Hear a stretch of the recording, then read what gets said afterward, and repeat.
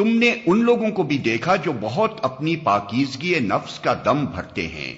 حالانکہ پاکیزگی تو اللہ ہی جسے چاہتا ہے عطا کرتا ہے، اور انہیں جو پاکیزگی نہیں ملتی تو در حقیقت ان پر ذرہ برابر بھی ظلم نہیں کیا جاتا۔ دیکھو تو صحیح، یہ اللہ پر بھی جھوٹے افطرا گھڑنے سے نہیں چوکتے، اور ان کے سریحاً گناہگار ہونے کے لیے یہی ایک گناہ کافی ہے۔ کیا تم نے ان لوگوں کو نہیں دیکھا جنہیں کتاب کے علم میں سے کچھ حصہ دیا گیا ہے، اور ان کا حال یہ ہے کہ جبت اور طاغوت کو مانتے ہیں، اور کافروں کے متعلق کہتے ہیں کہ ایمان لانے والوں سے تو یہی زیادہ صحیح راستے پر ہیں۔